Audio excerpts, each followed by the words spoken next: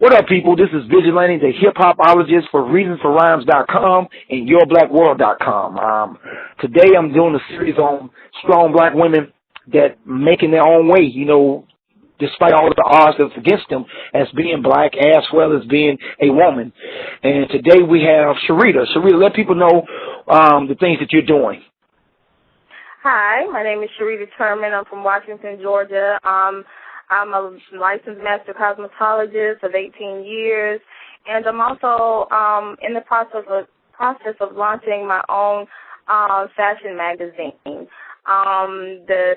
The name I have now is No Limits Magazine, but the name will soon be changed in a short time due to marketing reasons.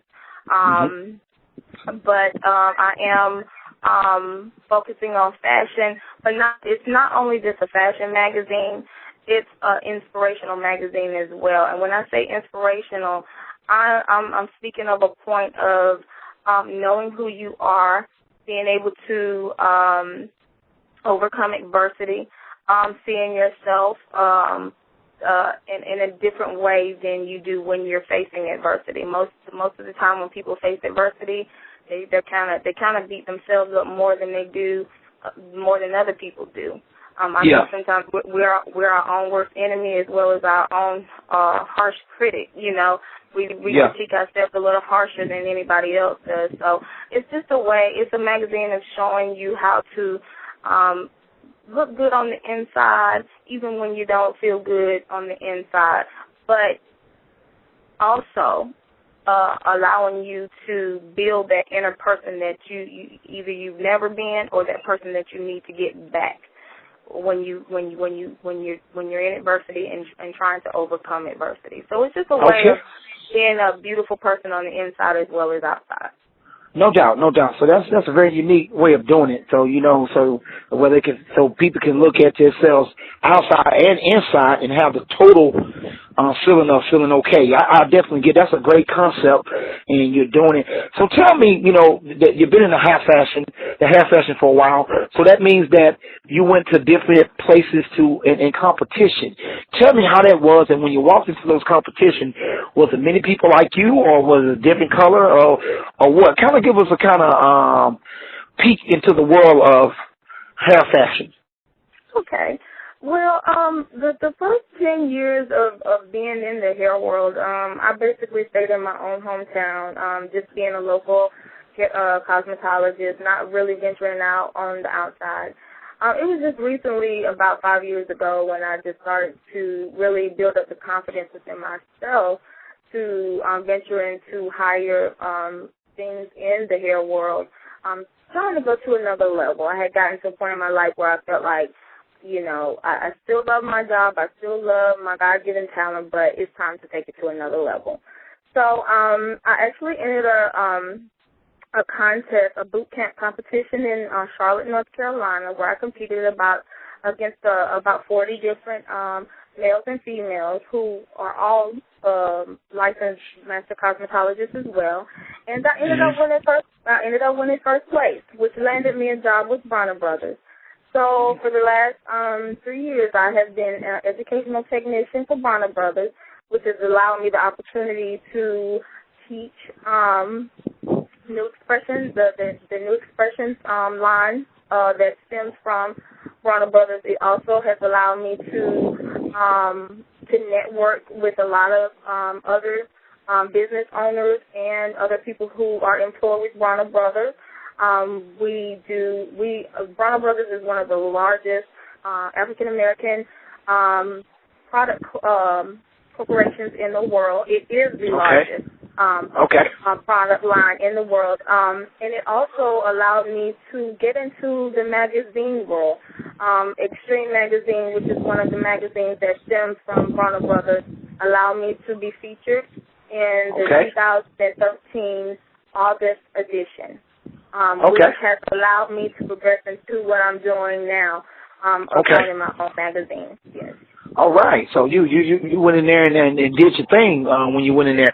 So as you see yourself as a young black woman that's in the world trying to have your own business and magazines, what can you say to other young girls, maybe especially in a town like Washington, Georgia, that's small, about continue to get educated and continue to go after their dreams? What are some words you can say to them? Some encouraging words that I can say that were very, there's a lot of encouraging things that you could do, but I would, to minimize that to the most important, is to definitely surround your circle with like-minded people who have dreams and goals as well, because that cuts out a lot. It cuts out jealousy, it cuts out competition, it cuts out a whole lot of things that you have to face that's really unnecessary when it comes to progressing in a field like this, because when you're around like-minded people, their dreams are similar to yours. Their goals are similar to yours. So it cuts out a lot of unnecessary immaturity that is totally unnecessary to have to deal with when you're trying to do better in life. Another way is to always stay focused. Always stay focused. Of course, there are things that come up in our personal lives that will sometimes tend to distract us, but seek positivity every day of your life. Tell yourself where you want to go. Talk to yourself. I know sometimes people think talking to yourself is crazy, but I talk to myself every day and tell myself this is what I'm going to do. This is what I'm going to do. This is my dream. I look at myself in the mirror every morning and remind myself of how special I am to me, how beautiful I am to me, how important I am to me. I am the only validation that I need for me. And do not think that you have to have the validation of anybody else to go where you need to go in life. Get to know you, love you, and then just adore you and go wherever it is you want to go. Success is where you want to go. The level of success that you want in life is where you want to go. No doubt. Yes. So that's my advice to anyone that has a dream and wants to go far, is to always stay positive within yourself and always believe in yourself. Always definitely believe in yourself. Okay, I'm going to ask you a hip-hop question, because I wouldn't be the hip-hopologist if I didn't ask you hip-hop. How do you think fashion affects the hip-hop world? And that's the first question I'm going to ask you. And the second question I want answer for is, how do you see other young women, and I'll just put it like this, what is your impression of other women that's doing other things to make it in the business instead of respecting themselves? Well, I like because you asked me this, simply because the hip-hop industry is probably one of my weakest one of my weakest points in my life, because of the way I grew up. So I'm not very familiar with a lot of the hip-hop industry, but I'm learning because of the way the place I want to go in life. So I'm learning. But I do watch videos and things like that, because it does tie into my job. You know, a lot of my clients come to me and they tell me, well, have you seen Rihanna's hair on such and such video? And there was a time when I would be like, no, I ain't seen it, because I didn't watch it. But I had to learn that if I want to progress, I have to venture over into those areas of my life. So I'm learning when it comes to hip hop that fashion is a big issue. Yeah. You know, it's big, because you have the teens, and not just teenagers, but you have young adults, even older adults, who are mimicking people that they admire in the hip-hop industry. So I think it's a great thing for not only for the hip-hop industry, but it's also a great thing for the people who follow them. Now, when it comes to respect, and to respect themselves, hey, you can't follow everybody when it comes to respect, because there are some out there in the hip-hop industry that I probably wouldn't want to mimic or whatever, but hey, to each his own, and, everybody's not the same. Everybody has their own sense of fashion, and when it comes to business, hey, your job is not to if they like it, I love it. That's my attitude. If I can get them the service that they like, if they like it, I love it. That's it's business. So if you had a daughter, would you want her to follow up in the hip hop world of dressing or doing it, or would you try to steer her somewhere else?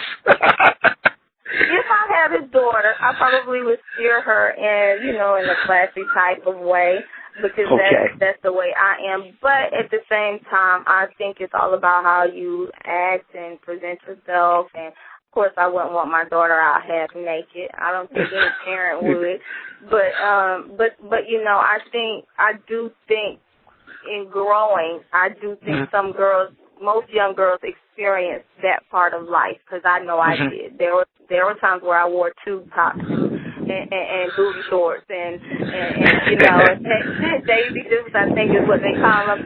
There were times when I wore things like that because I was young and dumb, and that's what I thought I needed. But getting older and having children of my own, I don't have any daughters, but at the same time, I'm raising sons. Exactly. Who I want to have women that are like their mama, but but they also go through a phase as well, and I know it's all a part of a growing process. Even with clothes, the older you get, your fashion changes. So, and what goes around comes around in the fashion industry as well too. So, yep. Okay. So where can people reach you at to get with your magazines or to check you out across the nation? I know we in Washington, Georgia, but I want people to be able to reach you. So could you give out your things before we get off? Yes. You can reach me by email at Campbell Sherita, CAMPBELL Sherita SHERITA @yahoo.com. You can also reach me at No Limit Magazines @yahoo.com. You can also reach me at my address at my salon is 402 Baltimore Road, Washington, Georgia, and our phone number is 706-678-3999.